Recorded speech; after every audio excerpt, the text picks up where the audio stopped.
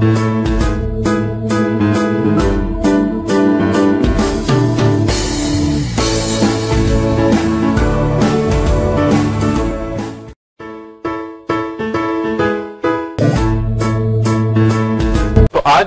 Partnership में admission revision में सबसे पहले हम आपको ये बताएंगे कि इस चैप्टर में आपको क्या क्या तैयार करना है, क्या एग्जामिनेशन पॉइंट ऑफ व्यू से इंपॉर्टेंट है। देखिए, सबसे पहले तो इंपॉर्टेंट है जो आप प्रॉफिट शेयरिंग रेशियो के क्वेश्चंस करते हैं, ठीक है, यानी calculation of new profit sharing ratio, ठीक है स्टूडेंट्स। फिर इसके बाद इंपॉर्टेंट है गुडविल गारंटीज, यानी guarantee of goodwill treatment,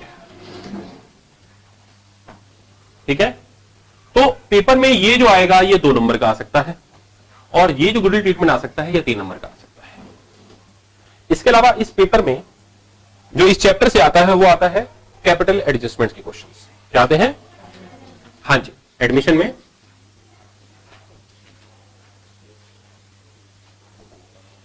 capital adjustments, और ये क्वेश्चन पूरे 8 नंबर का आता है, यानी ये आता है लॉन्ग आंसर टाइप क्वेश्चन में, ठीक है। इसमें आता है लॉन्ग आंसर टाइप क्वेश्चन में, ये सभी को मालूम है।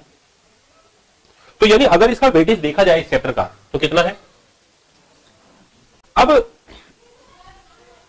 प्रॉफिट शेयरिंग रेशियो वाले क्वेश्चंस की बात करें, मैं ये मान के चल रहा हूं कि आप सभी रिवीजन में हैं, तो आज की इस क्लास में मैं सिर्फ आपको थोड़ा सा याद दिला रहा हूं चैप्टर के मामले में।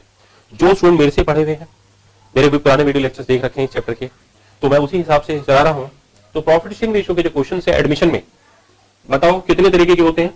एक तो होते हैं सिंपल टाइप के क्वेश्चन, दूसरे कौन से होते हैं? दूसरे मैंने आपको बताए थे फ्रॉम वाले, तीसरे कौन से होते हैं? ऑफ वाले, और चौथे होते हैं मिले जुले। याद आ गया? तो आपको इस तरीके से क्वेश्चंस की प्रैक्टिस करनी है। इसके अलावा जरूरी नहीं कि वो प्रॉफिट रेशियो पूछे, हो सकता है सैक्रिफाइसिंग रेशियो पूछ ले।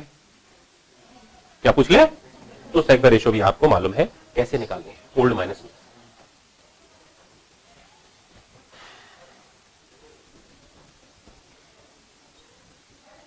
जो गुडविल ट्रीटमेंट की बात करें तो आपको क्वेश्चन दिया हुआ होगा, आपको नया रेशियो दिया होगा, या आपको सैक्रिफाइस बताया हुआ होगा, और आपको बताया हुआ होगा कि नया पार्टनर फर्म में आ रहा है, और आपको यह भी बताया हुआ होगा कि वो कैपिटल कितनी ला रहा है, और आपको गुडविल की इंफॉर्मेशन बताई हुई होगी कि वो गुडविल ला रहा है या नहीं ला रहा है, या कितना ला रहा है, या हिडन गुडविल है। याद आया? तो यानी ट्रीटमेंट ऑफ गुडविल में क्या हो सकता है? Number 1 share of goodwill. Number 1 कैसे दे रहा हो? वो प्राइवेटली पे कर रहा हो। कैसे पे कर रहा है? आपको मालूम है इसमें गारंटीज नहीं बनाते आप लोग। दूसरा, कैश में फर्म में आ रहा है। किसमें आ रहा है?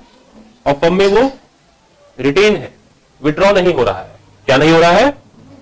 तीसरा, आ तो कैश में रहा है लेकिन साथ में क्या हो रहा है? विड्रॉ किया जा रहा है। बाकी पुराने पार्टनर्स उस गुडविल को फर्म से विड्रॉ कर रहे हैं। फोर्थ केस क्या देखा था आपने? फोर्थ था कि वो पार्टली कैश में ला रहा है। किसमें ला रहा है? और पार्टली क्या है? वो अनेबल है। पार्टली क्या है? अनेबल है। याद आया? इसके बाद पूरा अनेबल है, बिल्कुल भी नहीं ला पा रहा है गुडविल।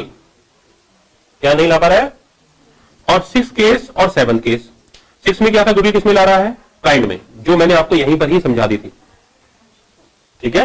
तो अभी रिवीजन वीडियो सीरीज में जो इससे अगले वीडियो क्लासेस हैं उसमें मैं इसे फिर से दोबारा रिवाइज कराऊंगा आप लोगों को। आज सिर्फ थोड़ा थोड़ा याद दिला रहा हूं। काइंड में गुडविल ला रहा है, गुडविल वो कैश में नहीं ला रहा। गुडविल के उतनी अमाउंट के लिए वो या तो फर्म में अपना स्टॉक लेकर आ रहा है, या फर्म में उतने डेटर्स लेकर आ रहा है, या उतना फर्म में अपना कोई स्टॉक, डेटर्स, बीआर, ये सब चीजें एसेट्स ला रहा है। और लास्ट हिडन गुडविल। लास्ट क्या ला रहा है? हिडन गुडविल ला रहा है। क्लियर हो गया सभी स्टूडेंट्स? क्लियर? तो इस तरीके से ये 2 ट्रीटमेंट है आज की इस वीडियो सीरीज में, और अगली वीडियो सीरीज में हम इन दोनों को फिनिश कर देंगे। और उसके बाद ये 8 नंबर का क्वेश्चन है, इसकी कुछ प्रैक्टिस करेंगे। इसमें कुछ क्वेश्चन, इसमें पहले इसके बारे में समझाएंगे और फिर कुछ सैंपल क्वेश्चन आपको कराए जाएंगे। टोटल कॉन्सेप्ट ये रहेगा, ठीक है। तो आप लोग अगर कोई प्रॉफिट रेशियो वाला कोई क्वेश्चन आप लोग पूछना चाहें तो आप पूछिए, कोई आप पहले से एडवांस में लेकर आए हो, ठीक है। और जो स्टूडेंट से कॉपी करना चाहें वो कॉपी करें।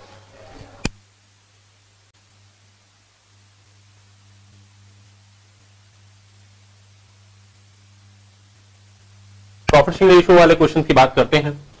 जैसे कि ए और बी दो रेशियो में है 3:2 में, सी आ गया 1/4 में, तो क्या आप न्यू प्रॉफिट शेयरिंग रेशियो निकाल लेंगे?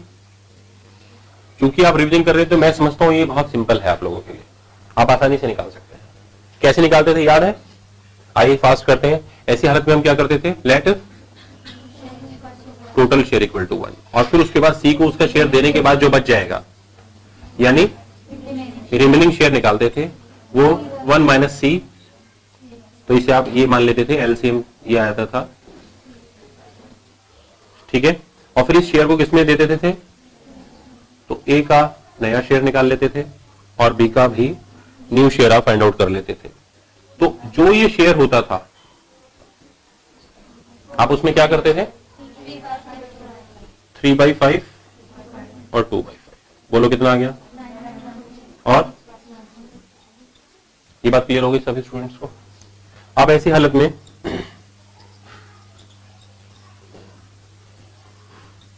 सी का शेयर कितना है, बी का शेयर कितना है, सी का शेयर कितना है, इसका आप एलसीएम ले लेते थे और फिर याद आ गया आप लोगों को? याद आ गया? इसी तरीके से कई बार क्या होता था कि वहां पर लिखा हुआ होता था कि सी अपना शेयर कितना कितना किससे ले रहा है, तो उसे आप फ्रॉम का केस मानते थे, फ्रॉम का, याद है क्या मानते थे? तो उसमें लिखा हुआ होता था कि जैसे अब ए और बी 3:2 में है और सी आ रहे हैं और सी का शेयर कितना है 1/4, तो उसमें लिखा हुआ होता था कि वो किससे ले रहा है, ठीक है, कितना ले रहा है, तो कितना हो रहा है 1/12 वहां लिखा हुआ जैसे फ्रॉम ए, समझ आ गया? और ऐसी हालत में 1/1/6 किससे लिखा हुआ है, ठीक है, क्लियर हो गया? ये मैंने ठीक निकाला नहीं निकाला, ये एक बार चेक कर लूं मैं।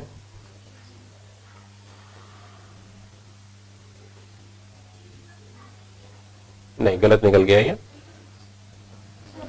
मैं ठीक कर दूंगा इसे। अब इसके बाद इसमें नई रेशो निकालनी है, अब हमने क्या निकालना है, न्यू रेशो निकालना है। तो अब क्या निकलेगा रेशो, ठीक है,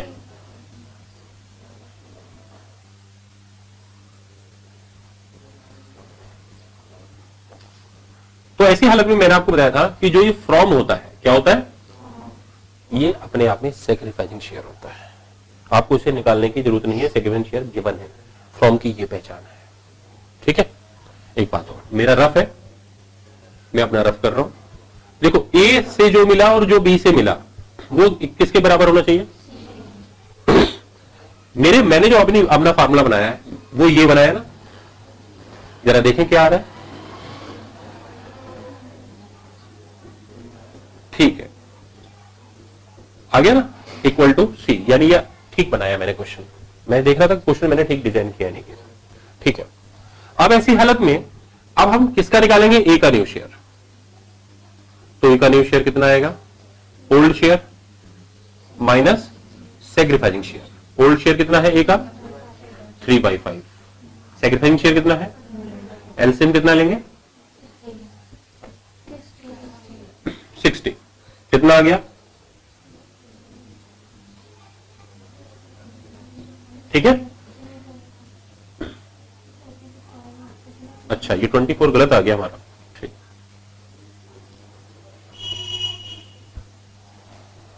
कितना आ गया, ठीक है।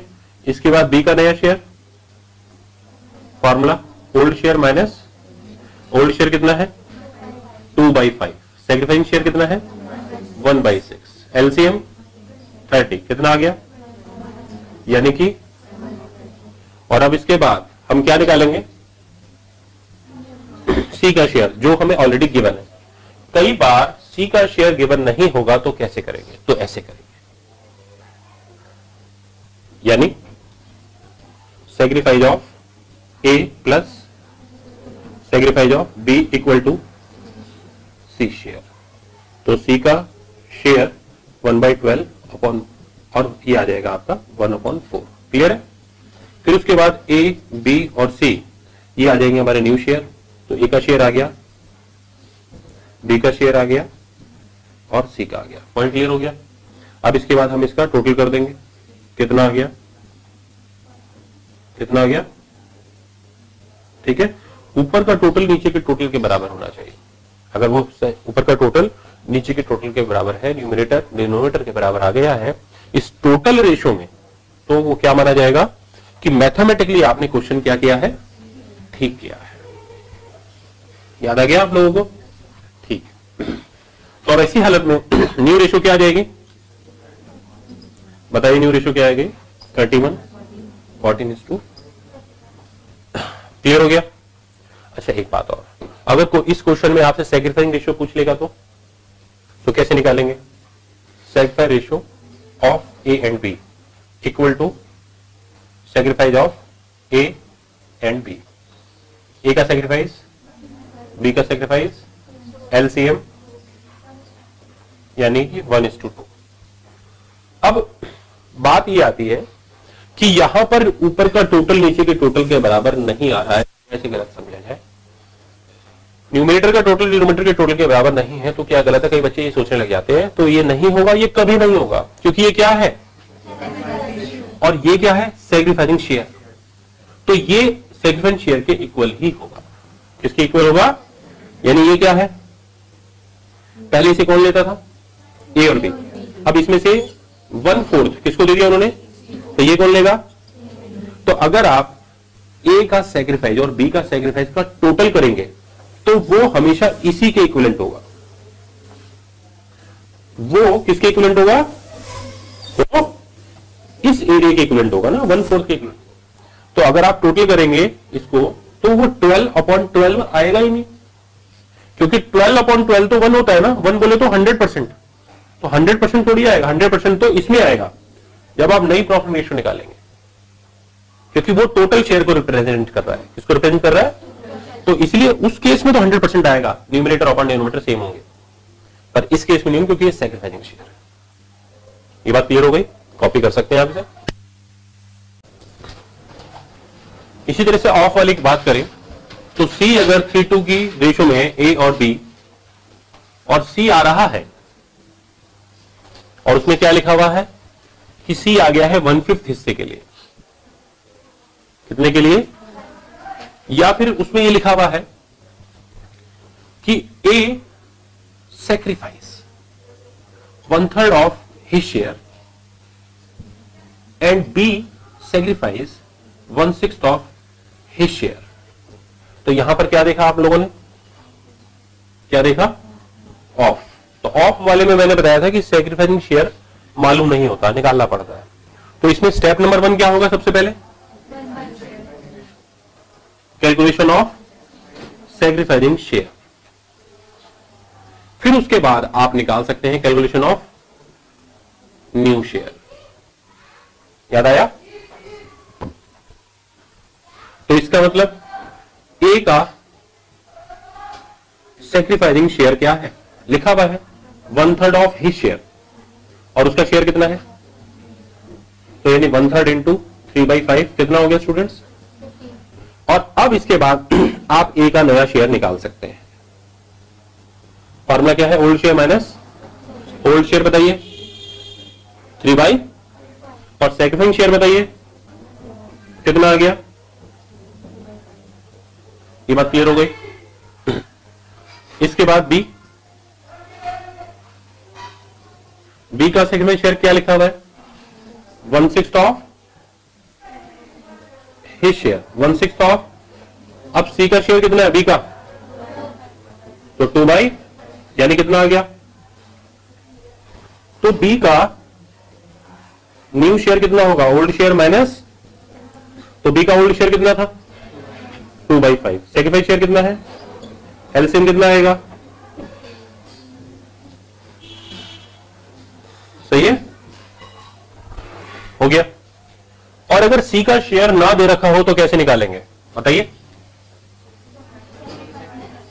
सी का शेयर कैसे निकालेंगे? सी का शेयर आ जाएगा sacrifice of A and B. A का सेक्रीफाइस कितना है 1/5, बी का सेक्रीफाइस कितना है 2/, तो दोनों का टोटल कर लीजिए। सही है स्टूडेंट्स? अब इसके बाद आप न्यू प्रॉफिट रेशियो निकाल लीजिए। ए का नया शेयर, बी का न्यू शेयर, सी का न्यू शेयर, एलसीएम। सही है, टोटल कर लीजिए। क्योंकि ये टोटल शेयर है 100% होना चाहिए, न्यूमरेटर अपॉन डिनोमिनेटर। कितना आ गया? ये आपका आंसर है। कॉपी कर लीजिए आप लोग। इसके बाद जैसे कि देखिए ए बी 3:2 की रेशो में और सी आ गया 1/4 के लिए। अब क्या कहते हैं, क्वेश्चन में क्या लिखा हुआ है कि A and B decide to share in 1:1 ratio, यानी इक्वली। क्या बोलेंगे? यानी इन इक्वल रेशियो। तो अब क्या करेंगे बताइए? अब आप रिमेनिंग शेयर को आप अब इस रेशियो में डिवाइड नहीं करेंगे। रिमेनिंग शेयर को आप इस रेशियो में डिवाइड करेंगे क्योंकि फ्यूचर में वो इसी रेशियो में चाहते हैं। ठीक है?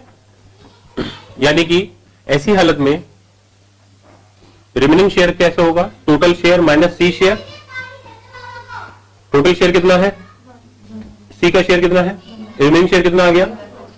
तो ए का न्यू शेयर, बी का नया शेयर। ए का न्यू शेयर कितना है? Old share minus second share, यही होगा। और old share minus second share ऐसे ही होगा। लेकिन इस क्वेश्चन में आप ऐसे करेंगे तो बेकार हो जाएंगे। क्यों बताइए आप दोनों? क्योंकि इसमें सेकंड शेयर निकाल के कुछ करना नहीं है, न्यू शेयर निकालने में। क्योंकि उन्होंने क्या कहा कि हमें तो इक्वल रहने दो, तो इसलिए ये जो रिमेनिंग शेयर है इसे इक्वल हिस्सों में बांट लो। यही ए का नया और बी का। तो ए का नया शेयर क्या होगा? 3/4 का 1/2 और बी का नया शेयर क्या होगा? यानी कितना हो गया स्टूडेंट्स?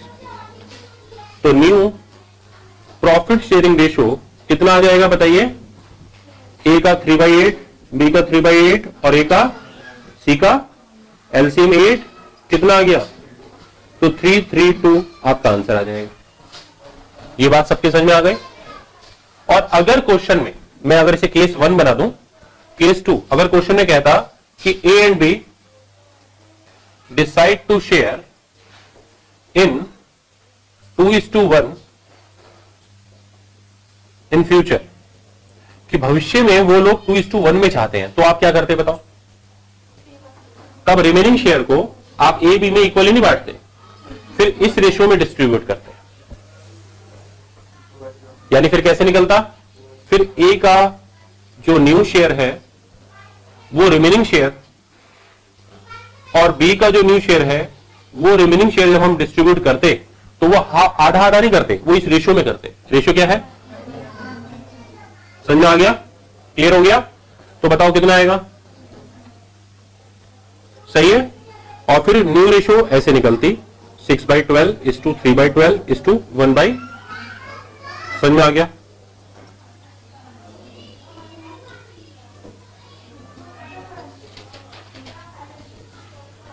समझ में आ गया? इस तरीके से क्वेश्चंस किए जा सकते हैं। कॉपी कर लीजिए जल्दी से।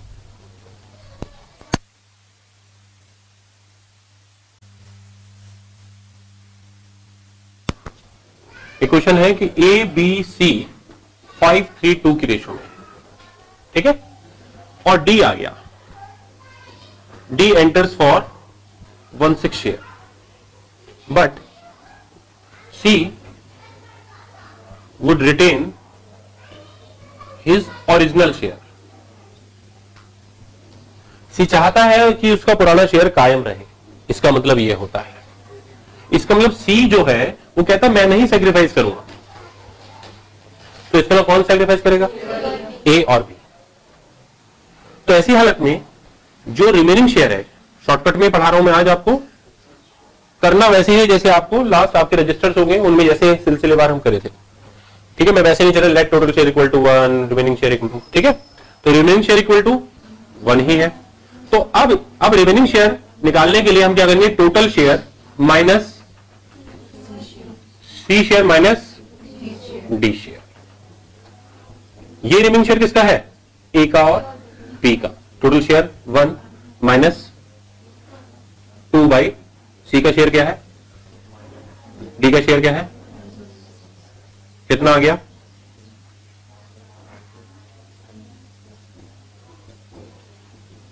बताइए कितना आया।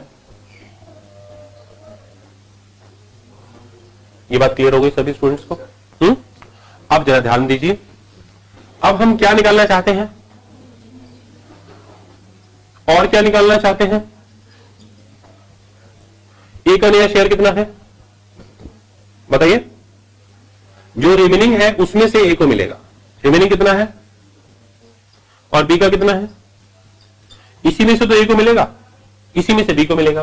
क्या इसमें से सी को मिलेगा, नहीं, क्योंकि सी तो अपना शेयर ले चुका, तभी तो माइनस किया है, और डी को भी हम उसका शेयर दे चुके। अब ये कितना मिलेगा ए को और कितना मिलेगा बी को, क्या आधा आधा, नहीं। क्वेश्चन ना बोले तो आप इनकी इस तरीके से रेशो निकालेंगे। क्या नजर आ रहा है, यस। तो क्या लिखूं, और बताइए कितना आया। एलसीएम लेना पसंद करेंगे या मल्टीप्लाई करना पसंद करेंगे, मल्टीप्लाई करना। कितना आ गया,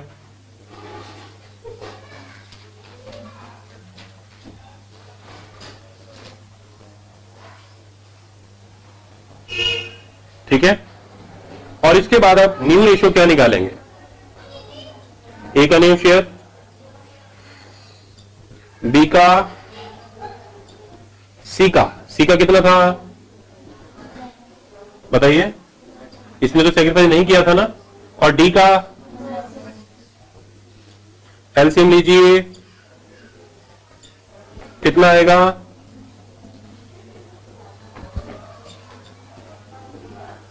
ऊपर का टोटल चेक कीजिए, आ रहा है नहीं आ रहा है, 480 चेक करो, चेक करके बताइए मुझे।